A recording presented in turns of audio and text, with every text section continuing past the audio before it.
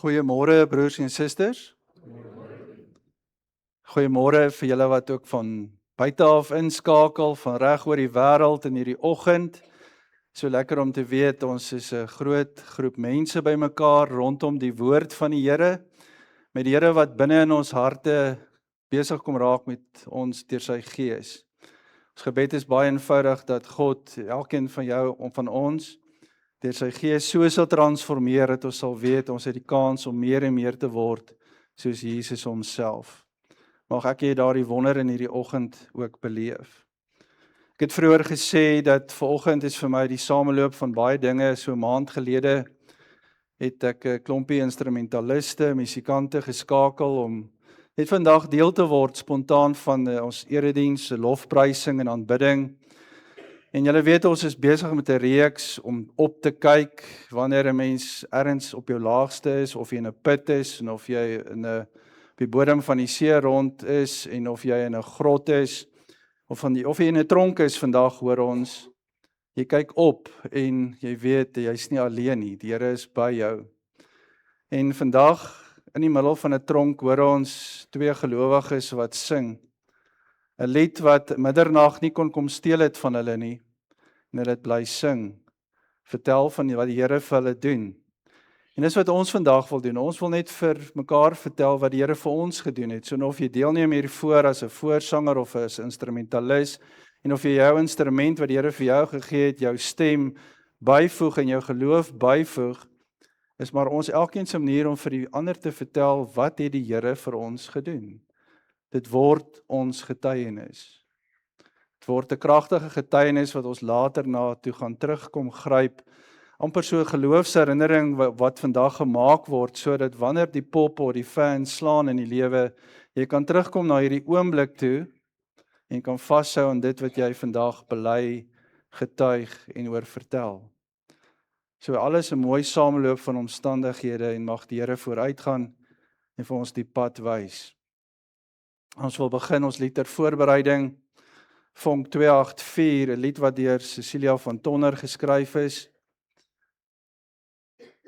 'n Lied wat jy sê, soms kom daar tye van vertwyfeling en vrae, tye van worstel en geloof.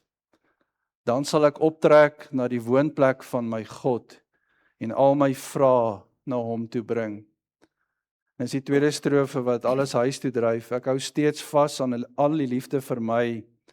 Daarom kom kniel ek in gebed. Selfs in die nag sal daar 'n loflied vir U klink. Sal ek my hulde juigend bring. Ek dors na U, ek smag na U. U gee my altyd meer. Kom ons staan en dan loof ons die Here. Ja.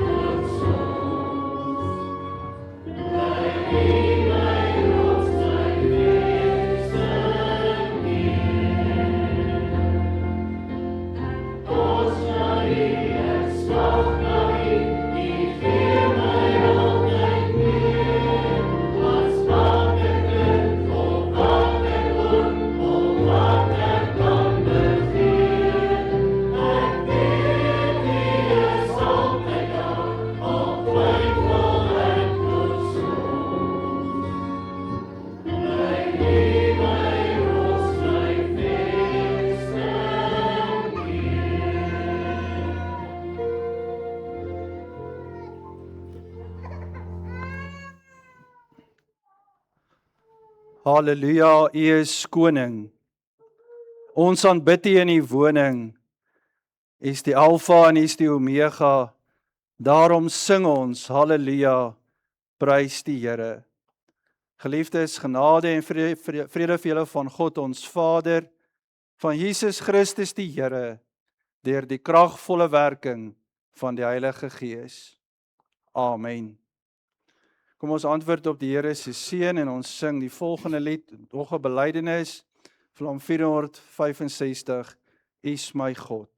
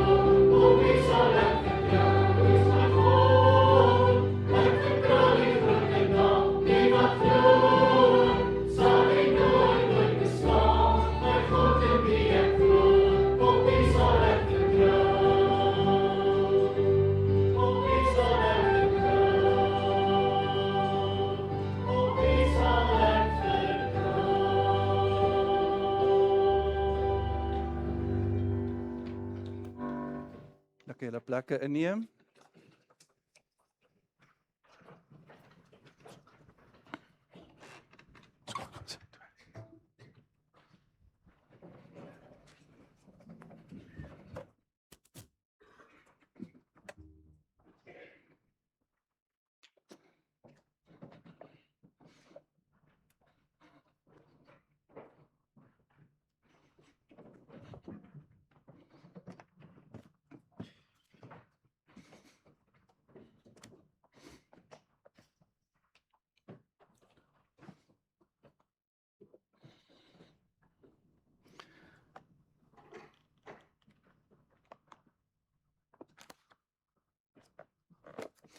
Ons maak ons Bybels oop by ja, die boek Handelinge, daarvan hoofstuk 16, vers 16, en ons lees vanaf vers 16 tot by 34, Handelinge 16, vanaf vers 16 tot by vers 34.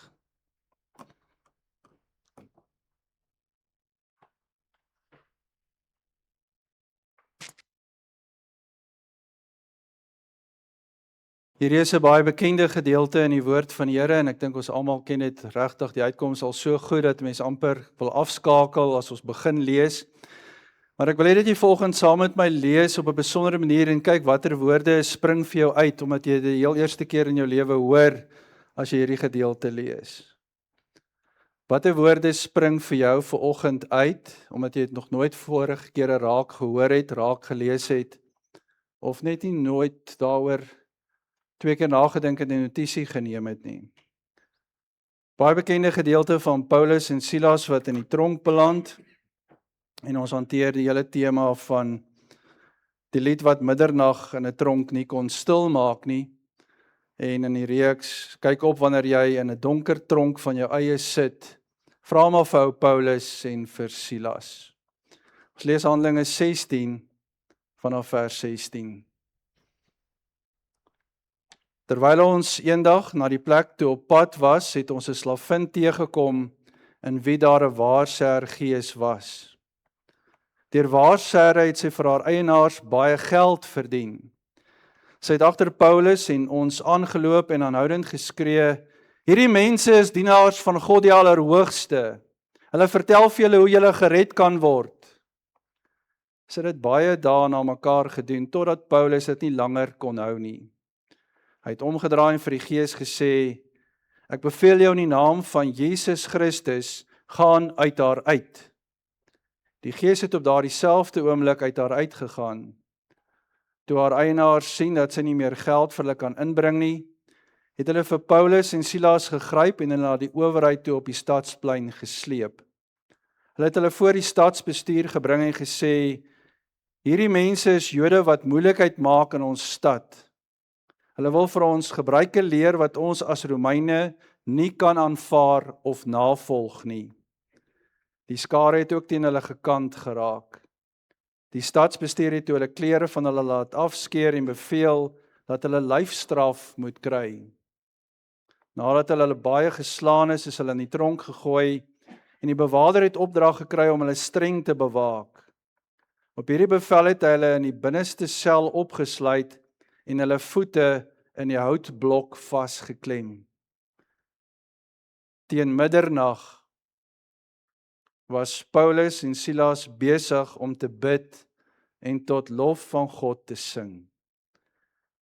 Die ander gevangenes het na hulle geluister. Skielik kom daar 'n groot aardbewing wat die fondamente van die tronk geskud het.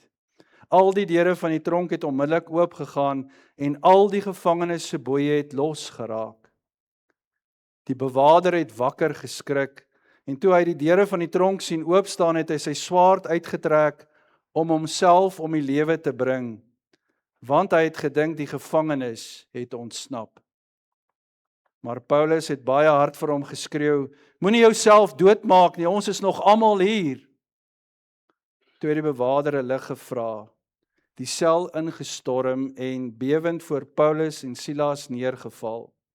Hy het hulle buitekant toe gevat en gevra: "Meneere, wat moet ek doen om gered te word?" Hulle antwoord hom: "Glo in die Here Jesus Christus en jy sal gered word en jou huisgesin." Hulle het toe die woord van die Here aan hom en aan al die mense in sy huis verkondig. Op daardie uur van die nag het hy vir Paulus en Silas geneem en hulle wonde gewas. Hy en al sy mense is daar en dan gedoop. Toe bring hy hulle na sy huis toe en sit vir hulle ete voor. Hy en sy hele huisgesin was vol blydskap omdat hulle nou in God geglo het. Ek lees tot sover uit die woord van die Here. Geseënd is elkeen van julle wat die woord van die Here hoor, dit glo, in die hart bewaar om dit later te gebruik en meer as alles ook daarvolgens te lewe. Kyk op wanneer jy in 'n donker tronk van jou eie sit, vra maar vir Paulus en Silas. Daar is 'n soort donker wat donker is net omdat die son gesak het. Maar daar is ook 'n ander donker. Die soort donker wat jou om 2 uur laat lê en rondrol, slapeloos met insomnia, terwyl die res van jou huis rustig slaap.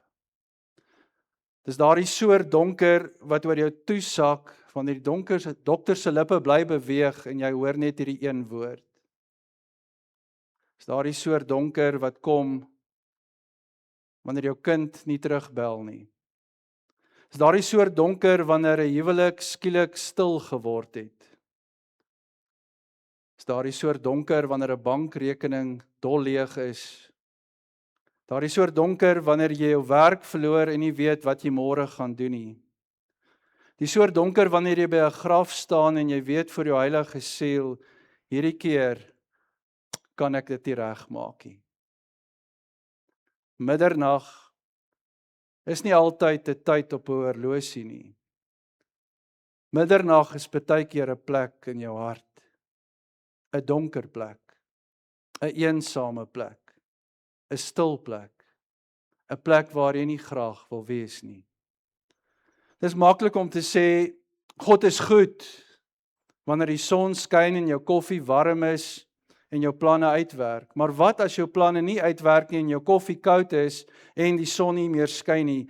Wat doen jy wanneer dit vir jou voel jy gaan so half onder die grond in, jy raak so in die duisternis in? Vra maar vir Josef wat in 'n put beland. Vra vir Dawid wat wegkruip in 'n grot. Vra vir Jona wat op die bodem van die oseane draai maak waar 'n vis hom oppik sodat hy in die binneste donkerte van 'n vis se maag saam met die Here dit uitworstel. Vra maar vir Paulus en Silas binne in 'n tronk. Wat doen jy in daardie put? Wat doen jy in daardie grot? Wat doen jy in die vis se maag en wat doen jy in die tronk? Handelinge 16 gee nie vir ons 'n baie goedkoop antwoord nie. Handelinge 16 gee vir ons 2 manne wat met rug en lywe sit binne in 'n tronk wat stikkend geslaan is. Hulle is stikkend gemartel. Dis bloed waar jy kyk, wonde waar jy kyk. Hulle voete is verder vasgeklem in die houtblok sodat hulle nêrens kan heen gaan nie. En saam met dit alles geen verduideliking nie. Hier in die donkerste donker. Paulus en Silas is nie in die tronk omdat hulle verkeerd gedoen het nie. Hulle is in die tronk omdat hulle reg gedoen het.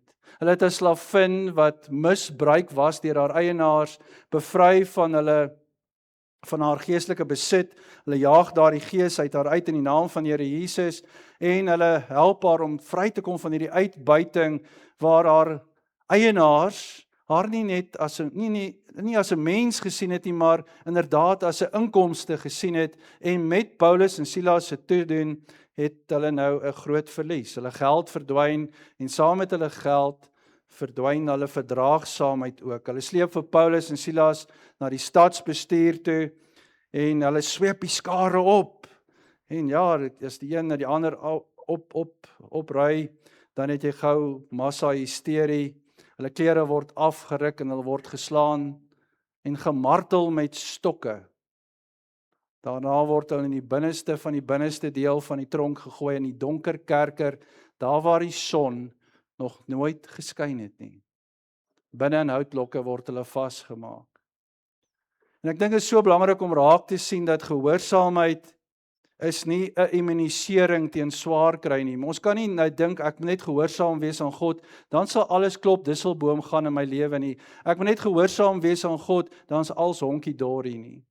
Gehoorsaamheid is nie immunisering teen swaar kry nie. As jy gehoorsaam is, kan jy nog steeds swaar kry. Om God getrou te volg beteken nie dat niks slegs ooit met jou sal gebeur nie. Daar gebeur ook slegte goed wanneer jy God vertrou en wanneer jy gehoorsaam is. Soms loop jy juis moeilikheid raak en kry jy die wind juis van voor omdat jy gehoorsaam is, omdat jy God vertrou. Jy het eerlik opgetree En jy is die een wat die kontrak verloor het. Hoeveel keer gebeur dit? Jy het 'n grens gestel en iemand het jou as liefdeloos beskryf. Jy het vir die waarheid gestaan en skielik word jy die probleem. Jy het iemand probeer help en nou sit jy met die seer. Jy het die goeie probeer doen en toe staan die kwade jou by, word gesê. Ons hou van getuienisse waar mense hulle storie vertel wat die Here vir hulle gedoen het, as dit met 'n netjiese begin en dit uitloop op 'n gelukkige einde. Ons hou daarvan. Maar die Bybel is baie eerliker as dit. Soms is jy gehoorsaam en teen son onder bloei jou rug nog steeds. Net omdat jy gehoorsaam is, vra vir Paulus en Silas.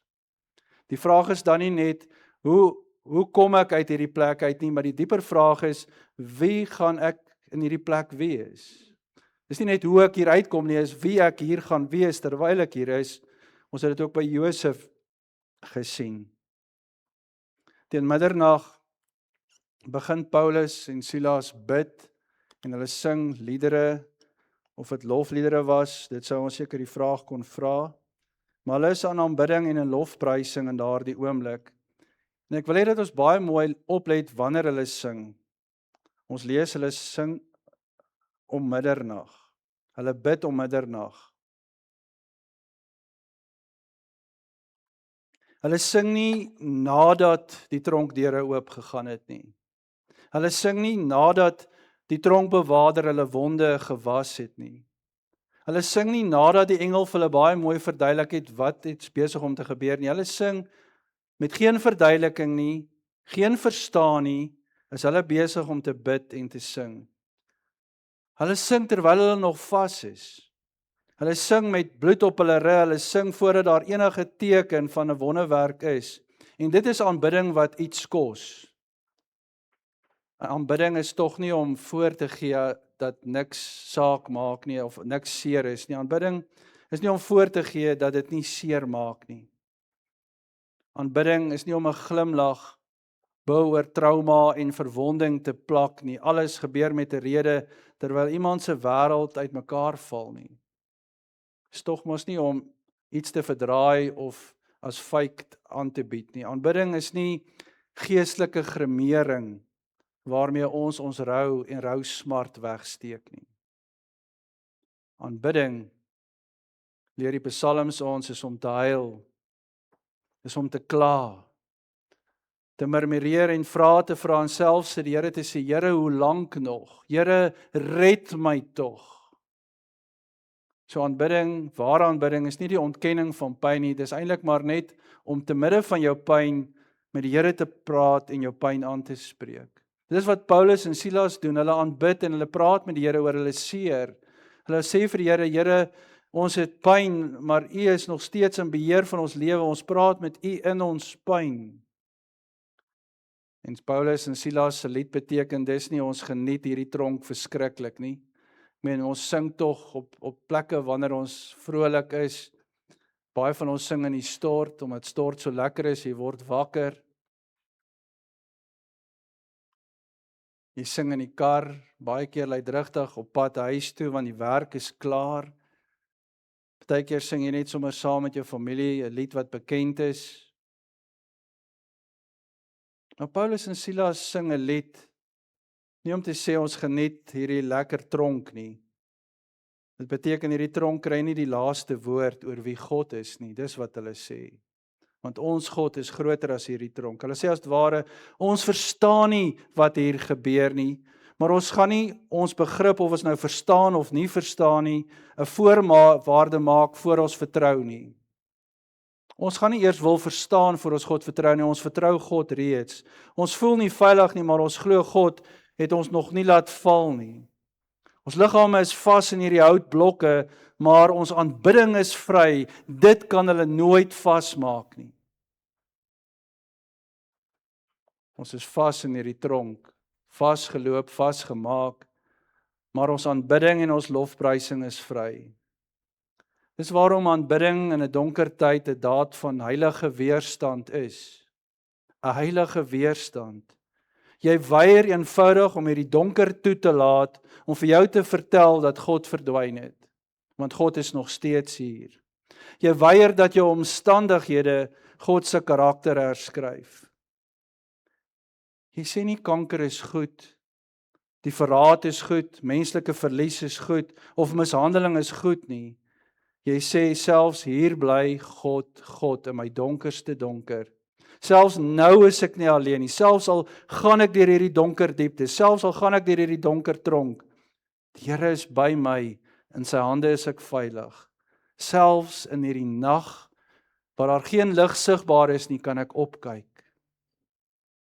Aanbidding is ook nie 'n tegniek waarmee ons God manipuleer om deure oop te skud vir ons nie. Paulus en Silas het nie oorgegaan om te sing en vir die Here te sê, Here, ons sal U loof en ons gaan U prys. Laat daar net 'n wonderwerk gebeur. Here, stuur 'n aardbewing en laat hierdie tronk oop skud nie. Hulle het nie God gemanipuleer met hulle aanbidding nie. In Handelinge 16 kom daar 'n aardbewing en daarna het elke gelowige se tronkdeur nie oop gegaan as hulle gesing of gebid het nie. Sommige mense bid lank, sommige grafte bly toe tot en met die opstanding. So die eerste wonder is daarom nie die aardbewing nie. Die eerste wonder is dat die tronk nie hulle lied kon steel nie. En miskien is dit vandag ook jou wonder. Nie dat alles skielik in jou lewe verander en in plek val en vir jou 'n oplossing is nie, maar dat jy ten spyte van alles nog kan fluister, Here, ek is hier. Here, ek is hier. Nie 'n groot koor nie, nie 'n perfekte gebed nie, net 3 woorde tussen die trane deur, ek vertrou God. Dis die wonder. Om in jou donker net dit te kan bely, ek vertrou U. Soms is dit die suiwerste aanbidding wat 'n mens ooit aan die Here kan bring, om net vir hom te sê, Here, ek vertrou U met my alles. En toe gebeur daar iets wat mens baie keer mislees, en ek dink jy het dit tot hiertoe al baie keer misgelees. Die teks sê, die ander gevangenes het geluister. Kan my oor gaan frikkie? Is hy nie daar nie? Daar is hy. Die teks sê die ander gevangenes het geluister. Natuurlik het hulle geluister. Ek dink iemand wat in die tronk is, ek was nou nog self nie daar nie, ek het al 'n paar keer vir iemand gaan kuier in die tronk. En het nog self toe nie so beleef nie, want dit is altyd in die besoekareas. Maar kan jy jouself voorstel, 'n tronk in die tyd van Paulus, in die donkerste donker plek, sou mens eerder gevloek en 'n geskel en pyn en 'n murmurering gehoor het van mense wat nie lofliedere wil sing oor die aakligheid van die omstandighede waarin hulle is nie. Jy verwag eerder mense wat vol bitterheid is oor die onregverdigheid waarmee hulle dalk behandel is, of net brutaal hard is omdat hulle moordenaars is en geen gewete het nie. Jy verwag dat hulle die hele nag oor die stad, die regters, die skare en die tronkbewaarders sal kla. Maar hier uit hierdie binneste sel kom 'n ander klank. En mense luister anders na jou geloof wanneer dit jou iets kos. Dit kos vir Paulus en Silas, dit kos hulle bloed, dit kos hulle pyn. Maar tog loof hulle die Here en tog bid hulle en dit beïndruk die ander gevangenes in daardie oomblik.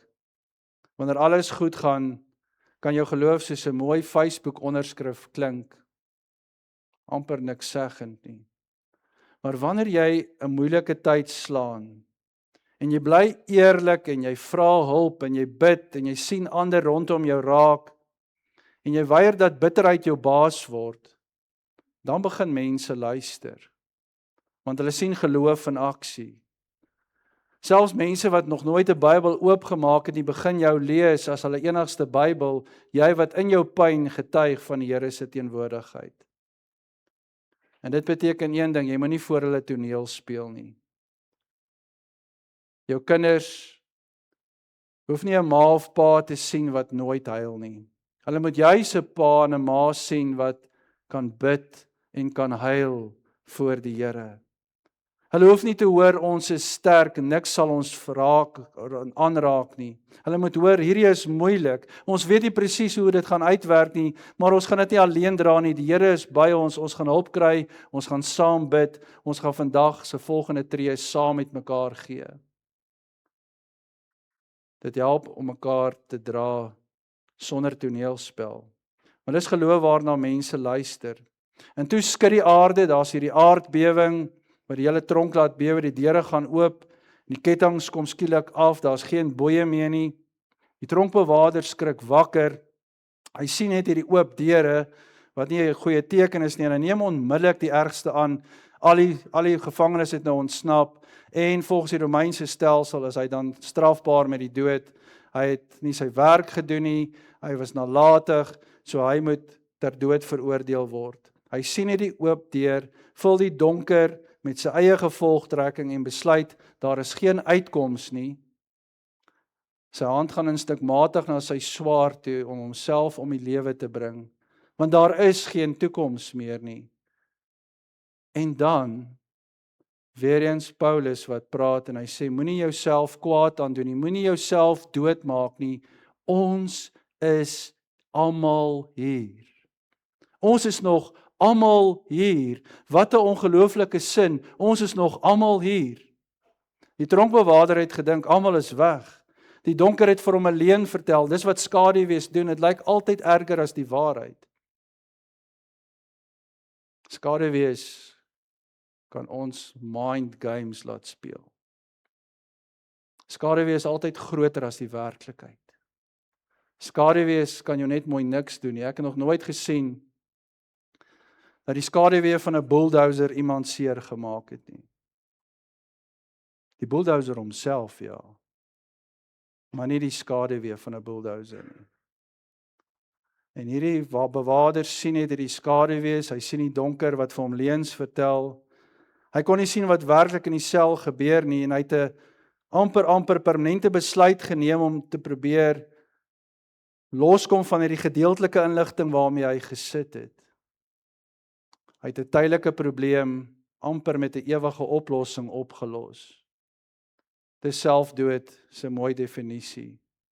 Om 'n tydelike probleem met 'n ewige oplossing op te los. Dit was so hitte. Wanneer jy uitgeput, getraumatiseer of oorweldig is, begin aannames in ons lewens soos feite klink. Jy sê vir jouself, niemand gee om nie. Niks gaan ooit verander nie, daar is geen uitweg nie. Maar die gevoel, hoe intens dit ook al is nie altyd die volle waarheid nie. Dat jy die pad nie kan sien nie, beteken nie, daar is nie 'n pad nie. Dis 'n aanname dat jy maak dat daar nie 'n pad is nie. Jy het dalk net lig en mense nodig om jou te help soek en help kyk, waar is die pad? Daarom is Paulus se eerste boodskap aan hierdie man nie 'n preek of 'n verwyd hoekom hy dit sou doen nie. Dit is net eenvoudig, moenie jouself seermaak nie, moenie jouself doodmaak nie, ou. Ons is almal nog hier. En ek dink dit is steeds vandag die kerk se roeping, nie om mense in hulle donkerste oomblik alleen te laat voel of hulle nog skamer te laat maak oor waar hulle is in die lewe nie, maar net juis is die kerk se werk om teenwoordig te wees. Ons moet net daar wees vir ander, om te sê, moenie alleen bly nie, praat, bel iemand, maak die deur oop, laat iemand langs jou kom sit, laat iemand by jou kom parkeer. Hulle teenwoordigheid is vir jou genoeg. Kry professionele hulp, jy hoef nie vanaand die res van jou lewe uit te werk nie, dis nie nodig nie. Ons is hier. Wanneer iemand nie meer kans sien vir môre nie, is dit 'n goeie geloofsdaad om te sê, bring die lig, roep die lig. Die tronkbewaarder vra vir ligte, bring net vir my 'n lantern, bring vir my 'n fakkel, en toe die lig kom, sien hy dat die werklikheid toe heeltemal anders is as wat hy homself voorgestel het, en wat hy aangeneem het, almal is nog daar. En nou kom die verrassende deel. Die deure is oop en tog hardloop Paulus en Silas nie weg nie. Dis tog jou eerste reaksie as tronk oop gaan, alles val net af. Dan interpreteer jy dat die Here, ons het nou net gelofprys, ons het gevra vir 'n wonderwerk, ons het gebid en gebid en gebid. Hier's 'n aardbewing, die tronk is oop. Wat maak 'n mens as die tronk oopmaak? Die Here het vir ons die deure oopgemaak, dan sny jy 'n lyn, jy hardloop 'n stofstreep in die straat, sodat niemand jou ooit weer kan vang nie. Maar hier sit Paulus en Silas. Hulle prys nie die Here omdat die tronk oopgegaan het nie, hulle is gemoeid met iemand anders se nood. Ons gebruik baie keer oop deure as 'n teken, as bewys dat die Here nou vir ons sê hier's 'n groen lig. Partykeer moet daar 2, 3, 4, 5, 6 deure oopmaak voordat jy besef dit is God se lig gewees. Maar nie alle oop deure is God se bewys en teken dat ons moet voortgaan met 'n saak nie. In hierdie verhaal is die oop deur nie noodwendig die opdrag om te vertrek nie. Die groter wonder is nie dat die tronk oopgaan nie. Die groter wonder is dat vry mense kies om 'n oomblik langer te bly sodat 'n gebroke man nie verlore gaan nie. Dis die groot wonder. Die groot wonder is dat Paulus en Silas bly om 'n gebroke man te help en nie te sien hoe hy verlore gaan nie. Paulus besef daar en dan, hierdie aardbewing gaan nie oor ons nie. Dit gaan nie oor my en Silas se ontsnapping nie. Daar is iemand in hierdie plek wat gered moet word. Ek is in kettinge gesit, maar dalk het God my teenwoordigheid hier gebruik om iemand anders se kettinge te breek. Ek is in die kettinge sodat God my kan gebruik om iemand anders se kettinge te breek. So daar's 'n opdrag in die put. Dit beteken nie dat God elke put in ons lewens veroorsaak en dat hy ons elke keer terugvat tronk toe en elke keer terugvat grot toe en elke keer terugvat put toe nie. Ons moet versigtig wees om mense se pyn nie ook baie keer te relativeer en af te maak met maklike antwoordjies nie. Partykeer is dit onbeantwoordbaar, het ons nie die antwoorde nie. As ons die antwoorde gehad het, was ons God self. Nie elke tragedie kan altyd in formules uitgedruk word nie. Partykeer is dit net rou, tragies, rou, smart. Ons weet ook dat geloof beteken nie dat jy in 'n gevaarlike of mishandelende situasie in jou lewe moet bly nie. Paulus self het 'n entjie verder in hierdie hoofstuk beroep hy homself op die regte wat 'n Romeinse burger het. Hy laat nie met hom mors en met hom speel nie. Hy beroep hom op sy regte sodat die owerhede hulle verantwoordelikhede ook teenoor hom as 'n burger kan nakom. So geestelike volwassenheid sluit ook grense in. Mens word gemartel tot op 'n punt. Mens is iemand se vloerlap tot op 'n punt en dan nie meer nie. Geestelike volwassenheid sluit grense, die waarheid, beskerming, behandeling en geregtigheid in. Soms is jou opdrag juis baie keer om hulp in te roep, 'n veilige plek te vind, die waarheid te vertel of 'n heeltemal destruktiewe situasie, 'n afbreekende situasie te verlaat.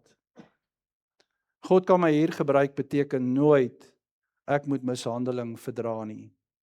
Dit beteken wel dat pyn nie die einde van jou verhaal hoef te wees nie. Pyn het nie die laaste sê nie. God kan uit 'n wond uit deernis laat groei en vir jou 'n taal gee waarmee jy eendag kan sê, ek ken hierdie soort donker. Jy hoef dit nie alleen te loop nie. Omdat jy deur daardie donker self is. Dit gee vir jou 'n taal. God gebruik jou pyn, jou wonde, jou verwonding, jou trauma, sodat jy verander weer so baie kan beteken. Dit gee vir jou 'n taal, want jy was daar. Jy weet hoe is dit. En dan val die tronkbewaarder bewend voor ou Paulus en Silas en hy vra, wat moet ek doen om gered te word? En hy verwag seker 'n rocket science antwoord en hulle sê eenvoudig, glo in die Here Jesus en jy sal gered word, jy en jou gesin. Hulle sê nie vir hom, gaan maak eers jou verlede bietjie netjies nie, jy is slordig. Jy het baie mense benadeel en seer gemaak. Hulle sê nie dit vir hom nie. Hulle sê nie, bewys vir ons dat jy dit verdien nie. Hulle sê nie, kry eers beheer oor elke swakheid en dan kom jy terug en dan kan ons kyk of God jou wil red nie. Hulle sê eenvoudig, glo in die Here Jesus en jy sal gered word. Vertrou die een wat dit gedoen het, wat jy nooit vir jouself sou kon doen nie. Hy wat in genade jou aangeneem het, glo in hom. En daardie nag neem hierdie naamlose tronkbewaarder vir Paulus en Silas na sy huis toe. Hy was die wonde waarvan hy deel was van hierdie stelsel om mense seer te maak. Hy gaan was hierdie wonde wat hy help veroorsaak het.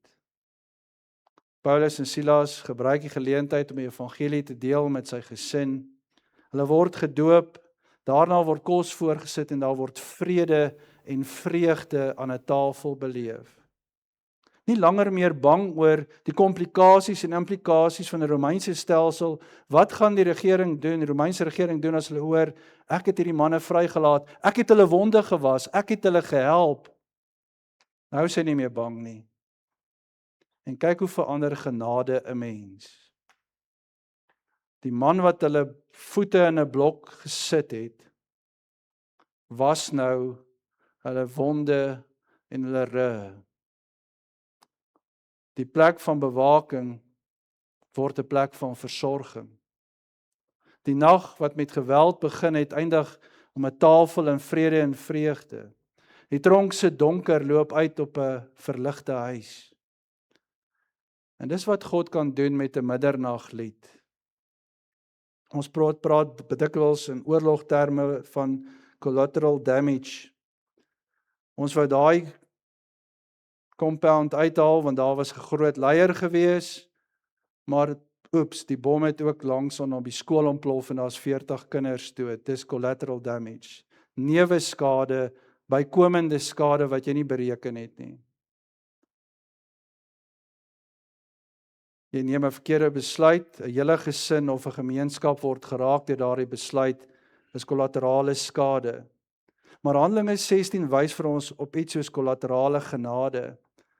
Jy weet nie ietsie gedoen het, maar boef, die genade kring uit. Dit word groter. Kollaterale genade, Paulus en Silas se aanbidding raak nie net hulle eie harte nie. Die gevangenes luister, hulle hoor die hoop en die geloof wat leef in hierdie twee manne. Die kettinge van almal kom los. Die tronkbewaarder bly leef. Sy gesin hoor die evangelie, wonde word gewas, 'n nuwe geloofsgemeenskap begin groei. Kollaterale genade. Dis nie net Paulus en Silas wat loskom nie, dit kring uit. Jou geloof kan baie verder reik as wat jy kan sien. Wanneer jy hulp kry, wanneer 'n familiepatroon wat gebreek word, of in jou rou sien jy iemand anders raak, word jou pyn nie uitgewis nie, maar jou pyn word nie vermors nie. En ons sê dit baie keer vir mekaar, God kan jou pyn ook gebruik. En dit is waar ons die praktyk slaan vandag. Hoe praat Paulus en Silas in die tronk met jou en my vandag in die jaar 2026? Hoe kan ons dit prakties uitleef?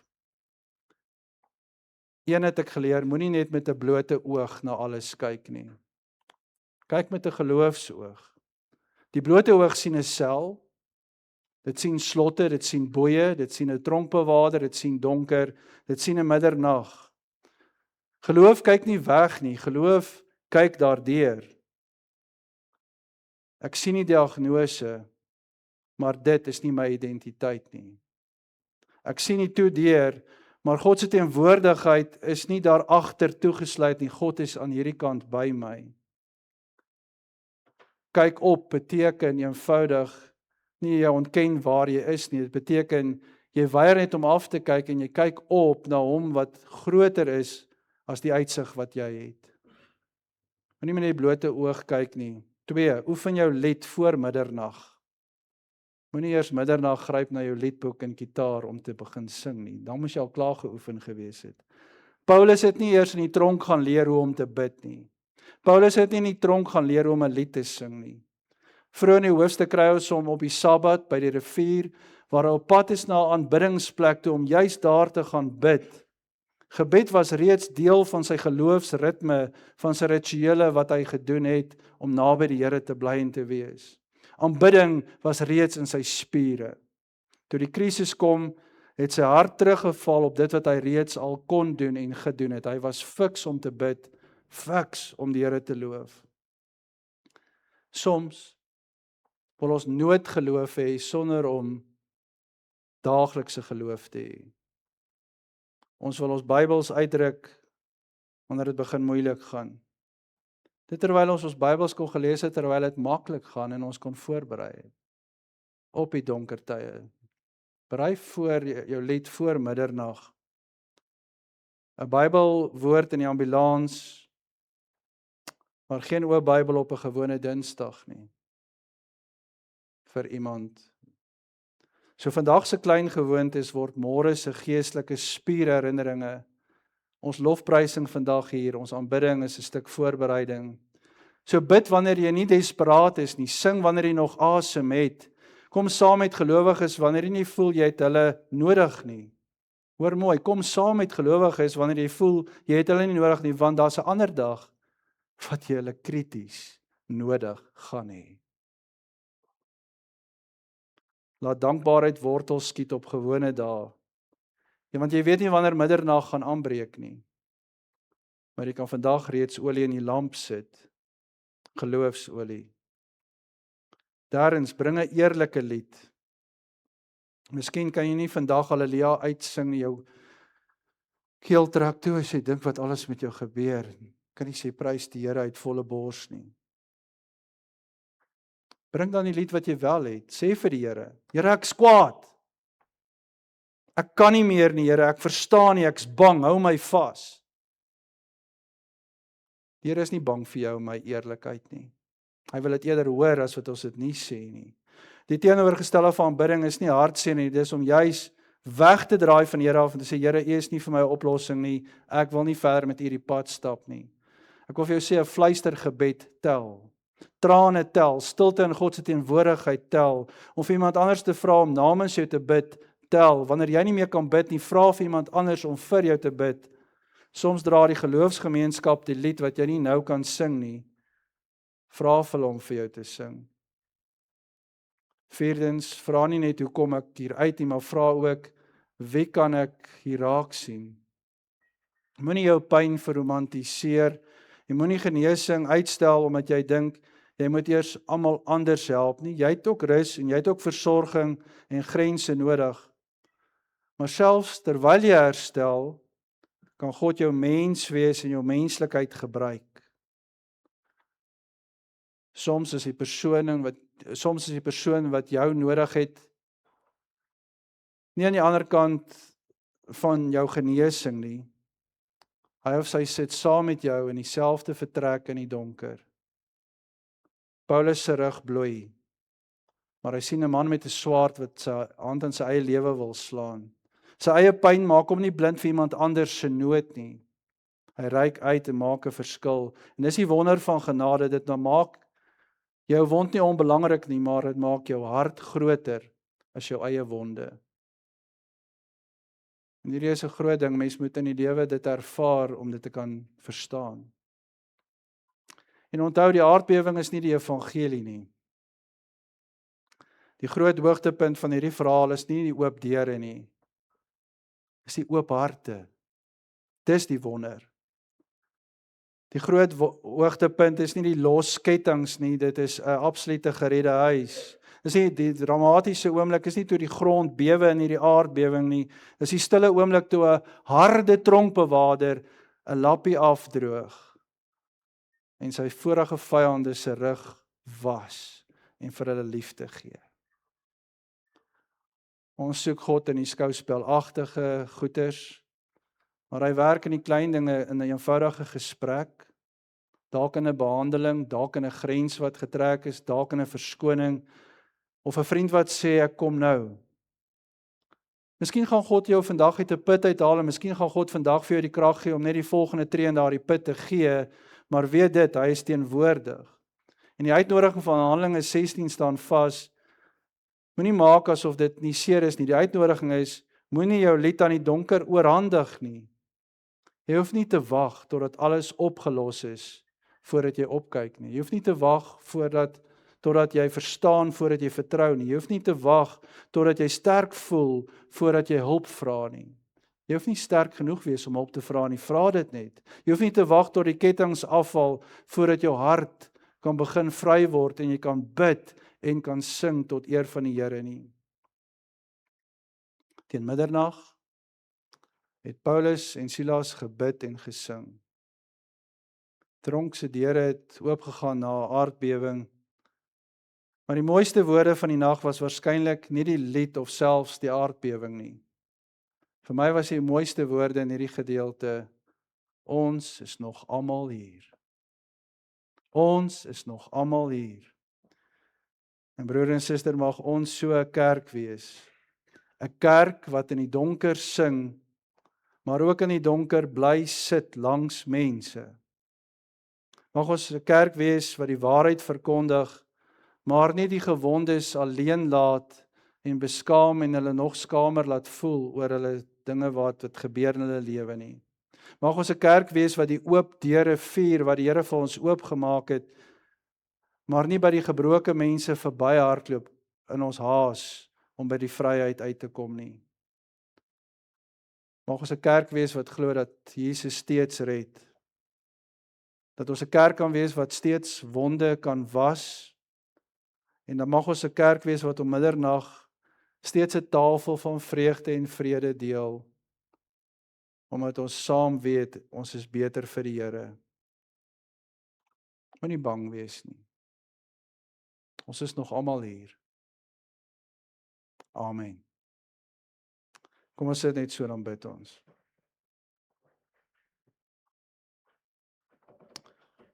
Kom ons maak vir die oomblik net ons oë toe en ons hande oop. En ons bid die volgende gebed. Here, hier is my middernag. Hier is die deel wat ek nie verstaan nie. Hier is die wond wat nog seer klop. Hier is die deur wat toe bly. Hier is die gebed, Here, waarvoor ek nog nie 'n antwoord het nie. Ek gaan nie voorgee nie, dit maak baie seer, Here. Maar ek gaan ook nie glo dat die donker die volle waarheid vertel nie. Help my vandag om op te kyk. Help my om vandag se volgende tree te kan gee. Gee my die moed om hulp te vra. Gee my die wysheid om grense te stel. Gee my mense wat kan sê ons is almal hier. En wanneer ek nie self kan sing nie, laat die kerk die lied namens my dra. Here Jesus, wees my lig in die binneste sel, in die donkerste donker. Verander nie net my omstandighede nie, vorm ook my hart. Moenie toelaat dat my pyn verniet word nie. Laat daar uit my wonde sagtheid groei, uit my verlies deernis, uit my vra 'n dieper vertroue, en mag uit my middernag 'n getuienis vloei dat U selfs hier teenwoordig is. Ons kyk op. Ek kyk op, elkeen kyk op. Nie omdat die put te klein is nie, maar omdat U groter is. Nie omdat die nag verby is nie, maar omdat die môre aan U behoort.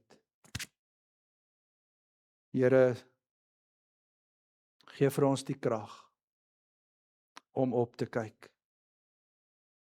Amen. Ons slotlied is die lied wat al 'n volkslied geword het hier in Witfontein, want maak nie saak watter boodskappe mens wil predik nie, dit is 'n lied wat uit elke hoek die teologie saamvat. In die middel van die storm sal ek op U vertrou. Om te sê my storm gaan nie weg nie, maar die Here bly in my storm by my en hy gee vir my die krag om met hoop daardeur te kom en enige twyfel te bestry. Kom ons sluit af met dan in die middel van die storm.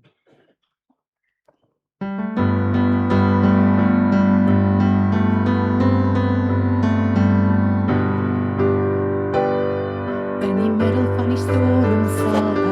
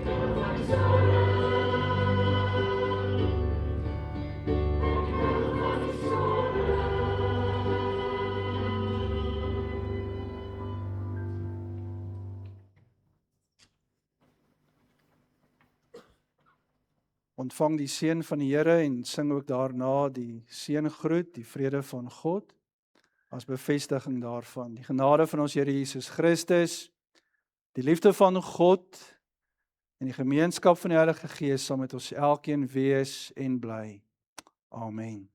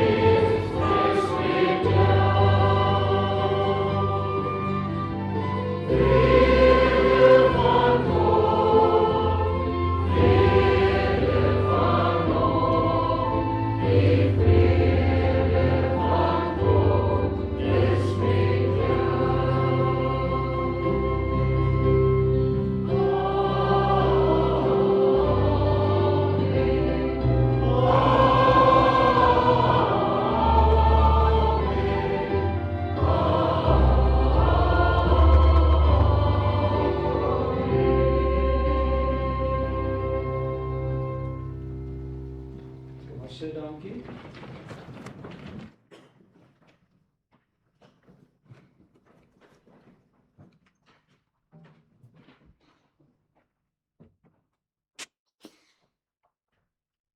Ek moet nou op my geheue terugval, op die afkondigings.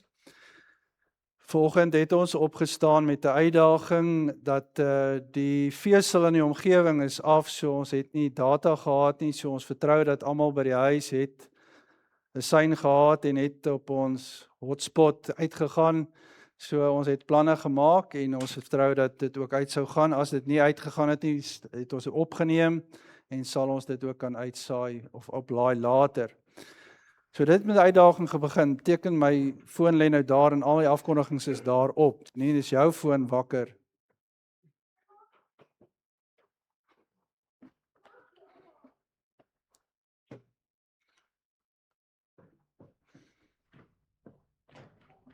Ons wil al die kinders herinner aan vanmiddag, graad 6 tot 11, ons jong mense, ons eerste jeuggeloofsgroei geleentheid om 17:30 tot 7:00, waar ons die kans het om weer in die teenwoordigheid van die Here te tree.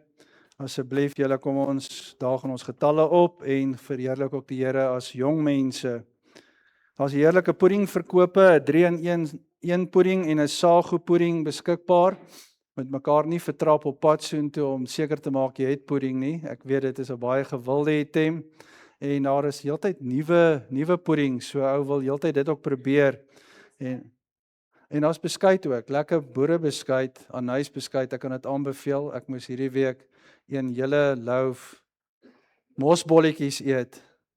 So ek wil vir julle sê, is moeilik in die tyd van die Dalwersfees om enige leefstyl mooi na te leef, maar in elk geval die verleidings is groot en is die moeite werd, is terwille van die kerk en ons gaan groot. Bybelstudie Dinsdag aand, ons Bybelskool in die vorm van I'm a Church Member, Tom Reiner se boekie, ek is 'n kerklidmaat, wat deur die kerkraad en deur heelwat van ons lidmate bespreek word. As jy wil deel word daarvan, hartlik welkom. Ons eerbiedig die koue, so ons is op Zoom by mekaar. Ons is so nagenoeg, seker so 24 mensies op Zoom wat lekker saam kuier oor die wonderlike verantwoordelikheid wat beteken om 'n kerklidmaat te wees. Nie om net te vra wat kan ek ontvang nie, maar die hele tyd te vra wat kan ek gee? Want dit is wat 'n kerklidmaat is iemand wat die vraag kan vra. Stortprojek hardloop mooi. As jy daar wil inval om te help, asseblief. Ons sal enige hulp waardeer in die vorm van fisiese hulp, maar ook in die vorm van warm klere, dalk 'n kombers wat jy spaar het. Ons voel die klimaat verander so bietjie, maar dit bly nog steeds koel in die nag, koud in die nag en ons het behoefte aan daardie produkte om die mense warm te hou. Delwerswees sal Lucia ietsie sê.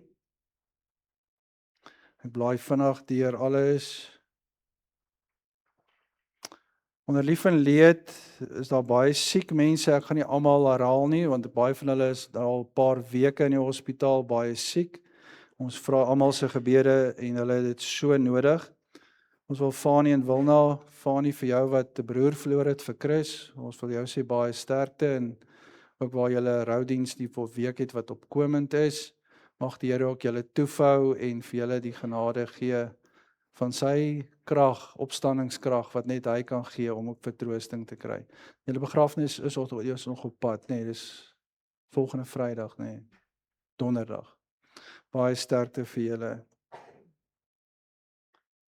Ons is ook baie trots op Ethan Boaziz wat hoofleier by Dani Milan geword het. Ons is altyd vir ons 'n groot voorreg om ons leiertjies, jong leiertjies ook hier in die gemeente raak te sien. Ons het waardering, mag julle elkeen wat ook 'n leier is en by die skole optree, die krag en die leiding van die Here kry om dit goed te doen.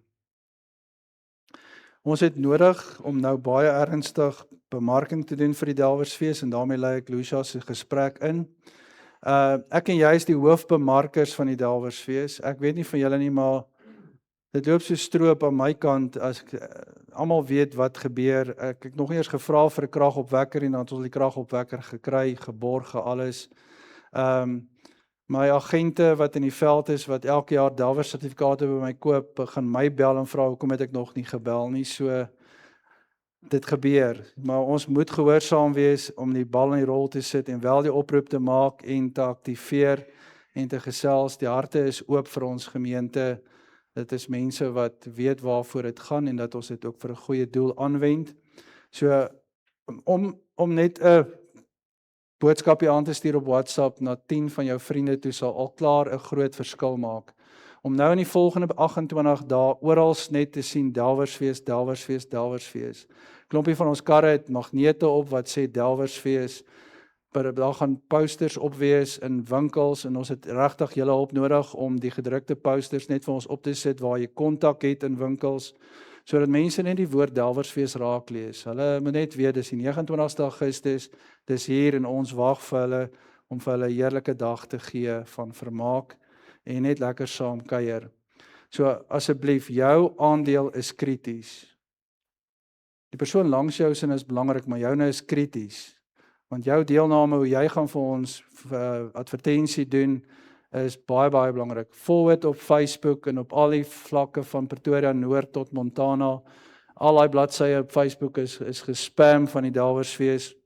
Maar spam dit verder op jou eie blad, sodat mense kan sien daar is 'n Delwersfees. Ek het al belangstelling onder die ouete huis vir die treintjie Robert. Daar's 'n ouete huis wat wil kom treintjie ry. So ek het gesê hulle is welkom. Hulle moet net ons kan enige ding doen, maar dit vir hulle makliker maak. Maar asseblief, ons is daar vir almal en alles. Dit bring my by die borge vir borge kind. Ons het al 85 kinders wat kom en ek het nog net so 28 borge en 'n klompie van julle wat beloftes gemaak het. So ons het vir elke R250 nooi ons 'n minderbevoorregte kind uit die omgewing uit om die dag saam met ons te kom geniet. Dit maak groot verskil. Van hulle word lidmate later in die kerk omdat hulle die treintjie raak gekuier het of die pretpark raak gekuier het. Hulle bring hulle ouers kerk toe uit die omgewing uit. So asseblief, dis 'n stukkie investering wat ons maak ook in ons jong mense se lewe. So as jy kan help met al is dit 'n deel van 'n R250, dit maak 'n groot verskil. Ons mikpunt is ten minste 100 kindertjies vanjaar ook weer. Dit gaan R25,000 vra wat geborg moet wees. So asseblief, kom ons vat hande, ek is vol vertroue dat ons dit sal kry. En dan is daar die Dominee se projek, dis Wen 'n lam. En ek het regtig net 100 geleenthede om die lam te wen. Ons was nou al so lank besig om die lam, omtrent elkeen in die gemeente het al die lam gewen. So dalk is jy nog nie gewen het, is dit vanjaar jou kans. So storm my, ek sal die vorms gereed kry, dis R100 'n kaartjie. So 100 geleenthede, een uit 100 geleenthede om die lam te wen. Enigste voorwaarde, jy moet my nooi vir 'n braai. Maar die lam is deesdae so duur, niemand nooi my ooit vir 'n braai nie. Ek vra baie mooi, maar niemand nooi my nie. Dit is van tafel gestuur, daar's baie nuwe goed. Tien wat ons moet sê van die Hannen plakate, daar is nog plakate wat opgesit kan word. En hoe loop die kaartjies daar? Daar's nog 'n paartjies. Oor van 160. So daar van die Hannen Roadshow wat plaasvind die oggend van die Dawersfees 11:00, is daar van die 160 kaartjies nog so 40 oor. Nou dis om te sien wanneer iemand wonderwerke doen met gremering en al die goede, so moet dit nie misloop nie. Ek weet party van ons mans wil ook by 'n tafel wees. Dis dubbel die prys. Nee, ek jok, dis dieselfde. Maar julle is ook welkom. Goeie vriendin van my maale het altyd van haar non gepraat. Haar non is op die TV. Maar dit is bietjie ietsie anders. Net so wanneer die pelgrimsontbyt klaar is. Die pelgrimsontbyt is R65. Ek het daai inligting ook gekry vanoggend vroeg of gistermiddag. En dit sal van volgende week af kaartjies beskikbaar wees om vroegtydig seker te maak jy het 'n pelgrimsontbyt. 11:00 wissel die saal dan tussen die pelgrimsontbyt en Hannen se Roadshow. Lucius, jou woord.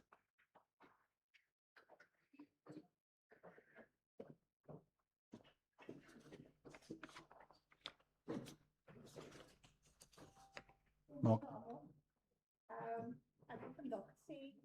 Dis nog nie aan nie. Daar is ek nou.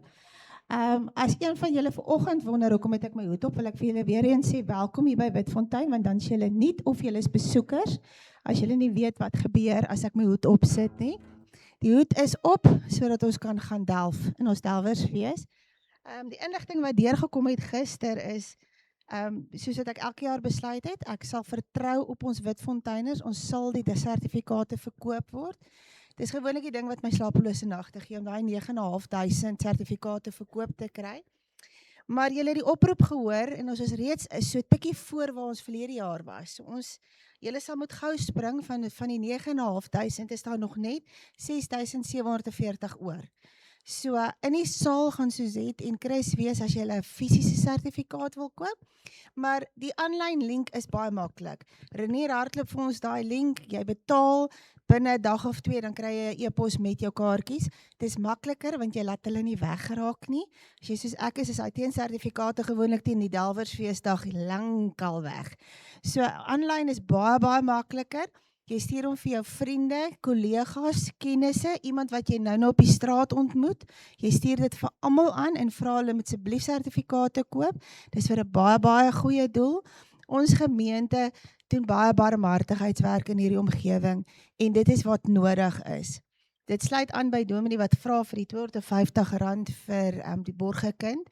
As julle nog nie daai kindertjies se gesiggies gesien het nie, dan was julle nog nie by 'n Delwersfees nie. Dis ongelooflik. Julle moet ook julle name opgee om te kom help. As jy voel jy's nog nie heeltemal deel van Witfontein nie, jy voel of jy nog so bietjie daar in die koue staan. Kom word deel van die Delwersfees. Dis die vinnigste wat jy mense leer ken, die vinnigste wat jy tuis kom waar jy hoort. So regtig gee jou naam op om te kom help. As jy nog deel van ons vergadering wil wees, Woensdag aand 7:00, dan beplan ons nog so 'n bietjie verder. Ons moet die terrein nou uitlê. Die 22 Augustus gaan ons die tyd 22 Augustus moet al die sterk manne kom en al die sterk vrouens kom, want dan moet ons daai groot tent opslaan. Ons begin gewoonlik 8:00, maar as jy 8:00 kom, as jy gewoonlik te laat ook, want dan is die tent halfpad op. So asseblief mense, hierdie Delwersfees, daar's 28 dae oor tot ons daar kom. Dis 'n bietjie harde werk nou, maar dit gaan groot pret wees. So nooi almal, soos Jimmy sê, stuur 'n uitnodiging aan. Dis die mooiste plakate wat ons het. So stuur aan vir jou familie en vriende en laat hulle die dag saam met ons kom geniet. Dankie. Groot waardering, ons koffie en tee en pudding in die saal.